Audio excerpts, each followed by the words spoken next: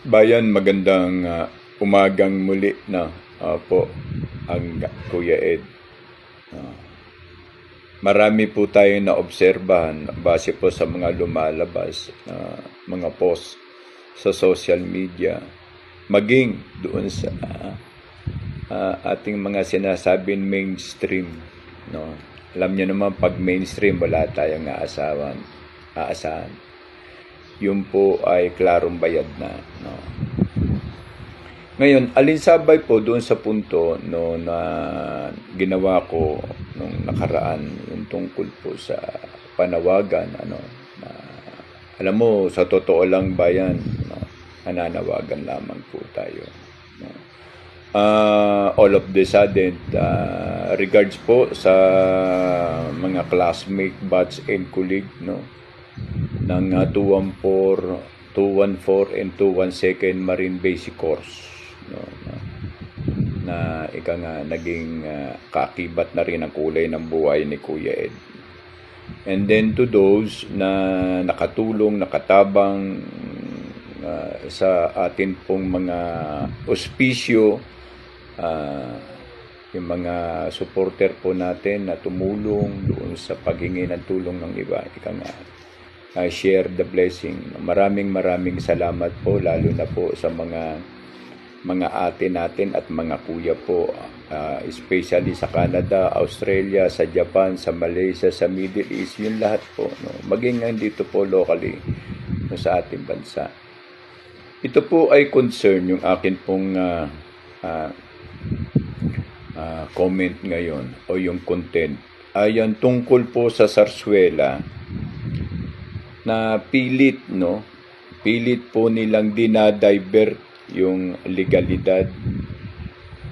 Patuloy po nilang dinadivert, no, na magkaroon ng malaking issue at malaking concern na kung iisipin po natin bayan, ang mga taong nagpupumilit, no, na ika nga ay maapektuhan ang liderato ng ating pangalawang Pangulo ay puro komunista. They are all the planning of the Congress. It may take, no, lahat po sila at ang ilan maging sa Senado, no, ng mga alyansa.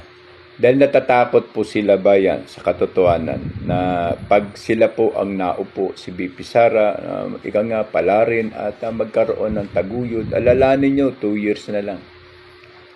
2027, malaking bakbakan na ito. Kapag hindi nyo nagiba si BP Sara ngayong taon na to,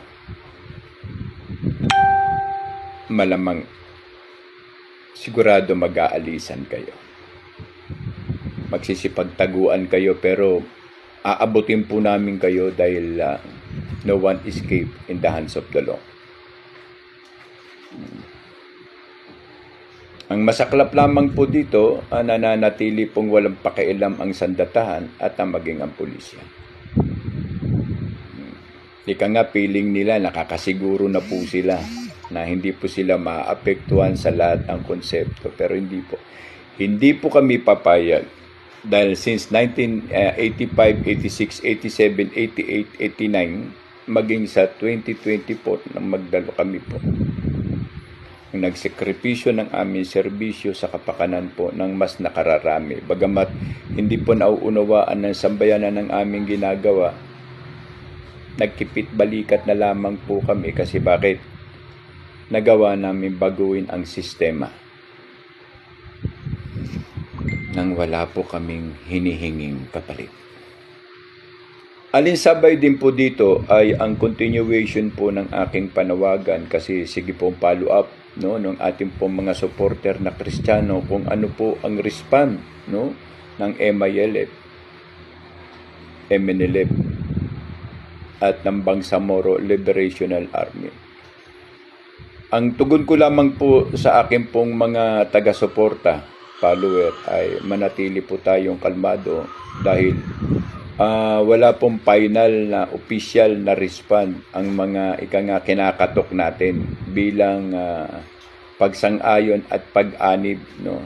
Kasi wala na po wala na pong aasahan sa sandatahan, bayad na po silang lahat. no? Kaya nga ang magaling ang sistema ng pagnanakaw ni Marcos, walang labis, walang kulang, katulad din po ng ginawa ng kanyang ama. So, same feathers flock together. Pero alin sabay doon? Na-break man namin noong 1985, ganun din ang mangyayari ngayon. Mas matindi pa nga noong 1985. Salvage ka kaagad. Pero nanaig po ang katotohanan at ika nga napalayas natin ang unang nagpamana ng pagiging diktador at ang mga kalaban nila noon na mga komunista ngayon po ay alyansa na nila. Ang masakit lamang po dito bayan ay ang lantaran na pagpapakita ng watawat ng komunista sa harap ng AFP and PNP pero wala po silang ginagawa. Pasalamat lamang po kayo dahil ngayon bangabayad ang sandatahan, yung mga gago at inutil na general, maging po sa PNP. Kaya kung sa panahon namin yan, kulata di mayor ang abutin nyo sa amin at lahat kayo babagsak. Malamang sa bikutan. Di po kami papayag, yung harap-harapan, gaguhin nyo kami, magpakita kayo ng mga ganyan mga watawat ng komunista, ni hindi naman tayo komunismo. Pasalamat, alam ko na nagpaplano kayo tungkol sa akin. Pero sige lang. Sige lang. Wala tayong magagawa kung hanggang dyan ang buhay natin, di ialay natin, di ba? Wala tayong magagawa. Pero alalahanin nyo. Ang ama naming si Yahuwah ang siyang may likha ng lahat. Dahil pag hindi nyo ako nakuha sa isang arangkada, babawian ko po kayo sa lahat ng may tatak ng komunismong bahay. Susunugin ko, bibirahin ko. Kahit nakayakap pa ang anak mo, bibirahin kita. Kasi hindi na magiging maganda. Kakatanggap ako ng mga text sa inyo. Ingat ka, Kuya Ed. Baka biglang mauntog ka. Ngayon, kung mauntog ako, untugin din kita. Kung mauntog ako sa iyo, maguntugan tayo. Ganun lang. Bayan, ang ginagawa ko pong sakripisyo upang ipabatid ang tinig ng bayan ay wala pong bayad. Hindi po kami katulad ng mga trolls na tumatanggap ng bayad. Maging practical lamang po tayo sa realidad na buhay. Iilan lamang po ko sa nagsasakripisyo. Kila Banat Bay, sila Kuya Bet, sila X44, the other, Seminaya, lahat po kami. Wala nang kwenta ang mainstream, bayad na. Saan pa pupunta ang taong bayan? Sa social media. At patuloy na ginagawa nila sa social media, napakapalan ng muka kahit hindi nakapaniwala. So, trolls pa more, bayad pa more. Total, meron naman kayo pag-aari ata na first floor, second floor, third floor diyan sa Salcedo Village sa Makati. Tuloy lang. Ipalamon nyo sa pamilya nyo ang galing sa pagnanakaw. Dahil kami, di bali kami magdikdik ng asin. Okay lang sa amin. Bagoong sausawan lechon. Alam nyo ba yan? Ako ginawa ko po ito para lang magparamdam sa inyo at paramdaman ko sila na hindi po ako nag-iisa. Sabi nga ni Jumbik, we are in a group effort. Hindi po tanga ang Kuya Ed. We are in a group effort. Para at least malaman ninyo, kasi baka sabihin nyo porque wala na sa serbisyo ang Kuya Ed pwede nyo nang dagilin. Ika nga dito, gulangan din. Di ba? At sa iba pa lumalaban para po sa katotohanan, binabati ko po kayo. Huwag po kayo magpadarang sa mga fake news na gawa nila Resti 823, yung bayarang trolls ni BBM, yung mga trolls ni BBM, mga vlogger ni BBM. At meron pong isang tanong na totoo po ba na bali-balita namin ay may nasa freezer, no? Ako po hindi ko po kinakapitan yung ganyang mga punto kasi mga pain po yan para madistract ang account mo. Noong merong isang taong umihit-hit, no? Si Lupin, before the SONA, marami pong nag-fail down na account. At pangalawa, itong sa hospital siya, marami din nag-fail down na account. At ito po ay nasa freezer, malamang marami din magpe-fail down na account. Alam nyo po, ang mapagkunwari, hindi na po yan magsasaad ng katotohanan. Yan po ay magsasaad ng purong kasinungalingan. No? Huwag po kayong aasa. Ang gagawin lamang po natin ay hantayin natin ang tama at wastong pagkakataon. Ngayon, saka po tayo magsama-sama. Dumulog sa isang matatag at dambuhalang tinig para maintindihan nila. Although, ang bawat sektor po ay tingnan nyo, pakiramdaman nyo ang pananalita ni Captain Dado at ang iba pa. Hindi po kami bumabase sa kung ano yung mga sinasabing ito na parating na ganyan.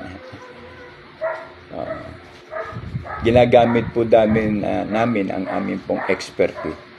Kasi ang kalaban po, ginagamit din po nila ang kanilang expertise at profesyon. Tandaan ninyo, sa lahat ng sulok ng departamento ng gobyerno ay nakaposisyon sila.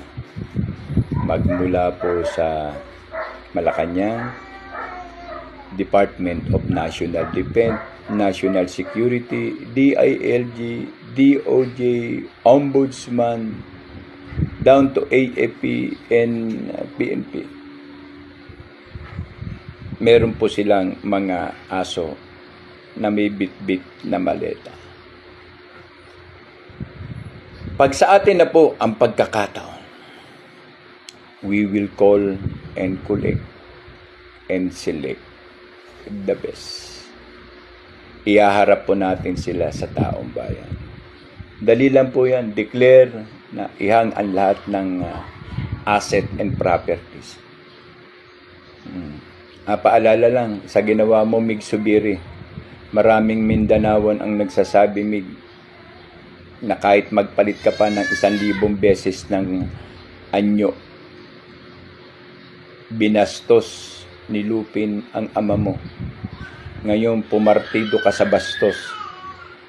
Ang taong bayan ng Mindanao, especially Bukidnon, binabastos ka na rin ngayon. You cannot win this coming election. Pinabatid lamang po. No? At yung ilan pa ng mga kongregista sa Kongreso na nagsasabi atat na atat, impeach na impeach, etc. Huwag kayong magpiesta at mag-celebrate agad. Ang aming pong panawagan, bayan, ay maging kalmado, vigilante, at nakamonitor sa lahat po ng pagkakataon. Kasi hindi po sinasabi dito sa social media, ang grupo ni Kuya Ed, kumilos na. Ang grupo ni Dado, sumulong na. Ang grupo ni Metran, sumulong na rin.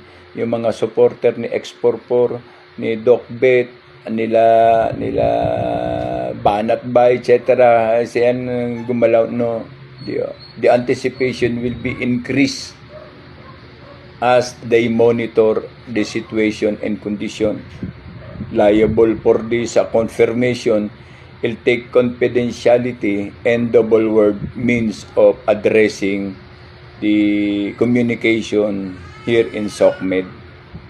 Hindi po pwedeng sila Kuya Ed, yung grupo nila Kuya Ed, yung mga tropa ng mga Marines nauna na wala pong ganyan. Huwag po kayong umasa. Dito po ay double means of communication. Double word means of communication. Dito po ay kailangan maagap at ika nga isang batayang soliding kumpirmasyon at kumpirmadong galawan tungkol dito. Hindi po dito po pwede ang sinasabi natin na go na kayo kasi nandun na kami. Kita-kita na tayo sa blue zone kasi nandun na kami. Ganitong oras kami darating. No, hindi po. Correction. This kinds of move is militaristic move. Gagabayan po namin kayo on the time na kami po ay naandyan na. So magsasama-sama po tayo, cross out po natin ang dapat i-cross out. Ang importante po ay matapos na, magkaroon na ng resulta, yung ating matagal na mga hinaing at ang matagal na po nating ipinaglalaban. Kamatayan po para sa korupsyon. Kamatayan para sa mga taong korap. Kamatayan sa mga magnanakaw, kamatayan sa korupsyon. Yun po ang aming hiling para magbayad sila sa atin. Okay po? At for the event status condition, lalo sa Senate, remain calm. Huwag po natin pababayaan na masipyat po tayo, may makalampas na mga pagkakataon kasi naandyan po yung tani mamblus. Bagari, tinanggalan ng bag, yung hari, ang kinalabasan, diverticalotis. Muli po ay binabati ko po yung aking mga colleague, classmate, no? 212nd MBC and 214 MBC o Marine Basic Course. Kamusta po kayo dyan? And the other class, the other MBC, the junior and the senior MBC that being graduated and sacrificing the life to serve our country. At kay Gutesa, kay Sergeant Gutesa at sa 18, keep on moving in a forward position. Magbubunga po lahat nating sakripisyo. Hindi na po kailangan yung araw-araw po tayong mandato dito sa SOCMED. Yung maganda yung paminsan-minsan lang, pero nakakarating po yung mga mensahe na dapat po natin ibigay sa kanila. Doon po sa publiko, sa mga civilian, hindi nyo po alam, napaprocess na yung sinasabi natin, double word communication para at least activated at updated yung kabilang linya na ganito yung process. No? Maligayang araw po at isa na naman pong araw na katawa-tawa sa sorsuela na gustong mangyari ng gobyerno ni Lupin. Muli po ang Kuya Ed po ay bumabati sa inyo. No? At ang lupang dinilig ng luha at dugo ang siyang basihan ng pamunuang tapat ang puso sa inang bayan. Iniiwan po namin yan para sa inyo. Na ibig pong sabihin, wala po yung katapusan at yan po ay habang buhay. Isang panata, makabayan. Muli po ang inyong pong Kuya Ed, bumabate, 10 po ng United Movement Against Crime and Corruption, the UMAC. And then, binabati ko din po ang iba pang mga kapatiran na bumubuo ng makabagong katipunero ng bayan. Muli po ang Kuya Ed, maraming salamat po. Hari nawa, matapos na ang araw ng ating paghihirap at sakripisyo.